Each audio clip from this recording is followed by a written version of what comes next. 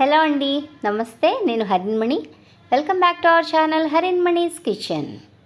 ఈరోజు రెసిపీ వచ్చేసి చక్కటి కాకరకాయ పులుసు అండి. ఈ పులుసుకి ఒక 5 వరకు కాకరకాయలు తీసుకున్నాను నేను. వీటిని రౌండ్ ముక్కల కింద కోసి పక్కన పెట్టుకున్నా. ఇప్పుడు ప్యాన్లో ఆయిల్ వేడెక్కిన తర్వాత తాలింపు వేసుకుంటున్నాను. ముందుగా ఆవాలు, జీలకర్ర, ఎండుమిర్చి, కరివేపాకు తాలింపు వేసానండి. అలాగే కొన్ని వెల్లుల్లి రెబ్బలు కూడా కాస్త చితక్కొట్టి వేసుకుంటున్నాను నేను. ఇవన్నీ కూడా బాగా వేయించుకోవాలి. ఇప్పుడు పోపు వేగిపోయిన తర్వాత ఉల్లిపాయ ముక్కలు కూడా వేసేసుకుంటున్నాను. సన్నగా పొడవుగా కోసుకుని ఉల్లిపాయ ముక్కలు వేసుకుంటున్నానండి నేను. ఇప్పుడు ఇందులోనే కొద్దిగా పసుపు, అలాగే మొత్తం పులుసుకి సరిపడా సాల్ట్ కూడా వేసేసుకున్నాను నేను. వేసేసి దీన్ని బాగా కలిపేసుకొని స్టవ్ని సిమ్లో పెట్టి మూత పెట్టి ఉల్లిపాయలు మగ్గించుకోవాలి. ఓకేనండి, ఉల్లిపాయలు అయితే బాగా మగ్గిపోయినాయి. ఇప్పుడు ఇందులో పులుసుకి సరిపడా కారం వేస్తున్నాను నేను. అంటే 1 టేబుల్ స్పూన్ నిండుగా వేసానండి. ఇప్పుడు ఈ కారం కూడా పచ్చివాసన పోయే వరకు వేయించేసుకోవాలి.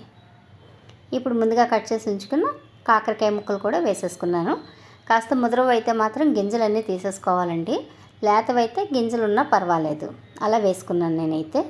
ఇప్పుడు దీన్ని కూడా బాగా కలిపేసి మూత పెట్టి కాసేపు మగ్గించుకోవాలి. ఇప్పుడు మళ్ళీ మూత తీసి చూద్దామండి.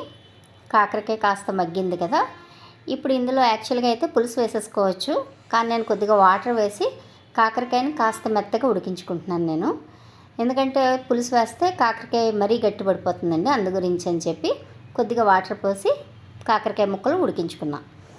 ఓకేనండి, కాకరకాయ ముక్కలు శుభ్రంగా ఉడికిపోయినాయి. ఇప్పుడు ఇందులో చింతపండు రసం వేసేసుకుంటున్నాను. మన టేస్ట్కి సరిపడా చింతపండు రసం వేసుకోవాలండి. నేనైతే ఒక పెద్ద నిమ్మకాయ అంత చింతపండు రసం వేశాను. దీన్ని కాసేపు మూత పెట్టి మరిగించుకోవాలి. పులుసు బాగా మరిగిపోయిందండి. ఇప్పుడు ఇందులో నేను పులుసు పొడి వేస్తానండి. నేను పులుసు పొడి తయారు చేసుకుని ఉంచుకుంటాను నేను. అది ఒక 2 స్పూన్ల వరకు వేస్తున్నాను. ఈ రెసిపీని కూడా తొందరలోనే మీతో షేర్ చేసుకుంటాను.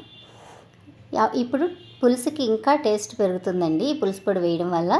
అంతేకాదండి, కాస్త చిక్కదనం కూడా వస్తుందన్నమాట. ఓకేనండి, ఇప్పుడు మీకు ఇంకా టేస్ట్ పెరగడానికి కాస్త పంచదార వేస్తున్నాను నేను. అంటే నేను 2 స్పూన్లు వేసుకున్నాను, తీగా పుల్లపుల్లగా బాగుంటుందని. మీకు నచ్చితే చిన్న బెల్లం ముక్క వేసుకోండి, లేదంటే పంచదార వేసుకోవచ్చు. ఇంతేనండి, చాలా సింపుల్గా ఈజీగా అయిపోయి కాకరకాయ పులుసు రెసిపీ.